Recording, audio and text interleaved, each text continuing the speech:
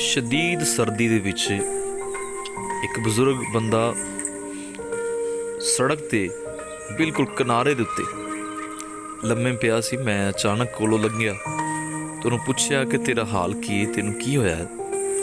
ਇੰਨੀ ਸਰਦੀ ਹੈ, ਕਿਸੇ ਕੋਲ ਟਾਈਮ ਨਹੀਂ ਗਾ ਕਿ ਅਸੀਂ ਇੱਕ ਦੂਸਰੇ ਦਾ ਹਾਲ ਚਾਲ ਪੁੱਛੀਏ। ਜ਼ਰੂਰ ਇਹਦੀ ਜ਼ੁਬਾਨੀ ਗੱਲ ਸੁਣੋ ਕੀ ਕਹਿੰਦਾ। ਮੌਸਮ ਲੱਗੇ ਨੇ, ਪਜਾਮਾ ਨਹੀਂ ਪਾਇਆ? ਲਾ ਲਾ ਕੇ ਸਿੱਟੇ ਉਹਦੇ ਕੋਲ ਢੇਰ ਲੱਗਾ। ਮੈਂ ਤੁਹਾਡੇ ਵਾਸਤੇ ਪਜਾਮਾ ਵੀ ਲੈ ਕੇ ਆਇਆ ਵਾਂ।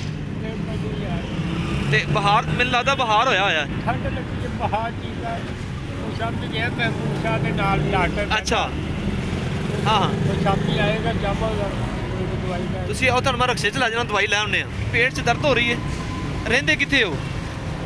ਕਹਿੰਦਾ ਕੀ ਮਾਂ ਨੇ ਪਹਿਲੇ ਮੇਰੇ ਮਾਂ ਪਿਓ ਸੀ। ਅੱਛਾ, ਉਹ ਕੋਈ ਨਹੀਂ, ਵੱਡੀ ਭੈਣ ਸੀ, ਉਹ ਪਿਛਲੇ ਜਿਹਦੇ ਹੱਥ ਬਹੁਤ ਹੋ ਗਈ। ਅੱਛਾ ਅੱਛਾ ਅੱਛਾ।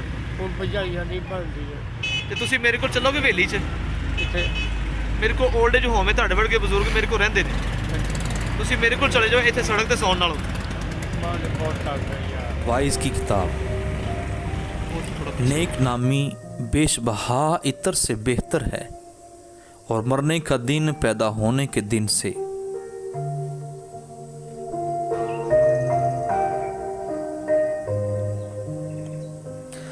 मातम के घर में जाना ज़ियाफ़त के घर में दाखिल होने से बेहतर है, क्योंकि सब लोगों का अंजाम यही है और जो ज़िंदा हैं अपने दिल में इस पर सोचेगा।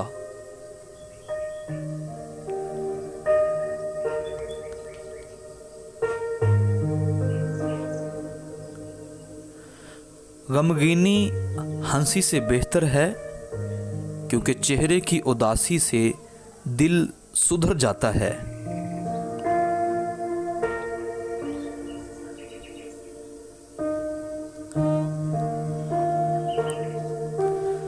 दना का दिल मातम के घर में है, लेकिन अहमक का जी इशरत खाना से लगा है। इंसान के लिए दानश्वर की सरजमीन सुनसान अहमकों का राग सुनने से बेहतर है।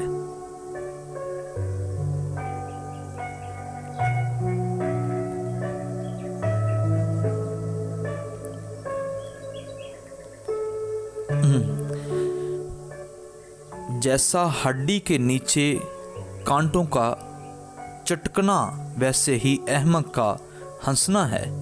ये भी बतलान है। यकीनन जुल्म दानश्वर आदमी को दीवाना बना देता है और रिश्वत अक्ल को तबाह करती है।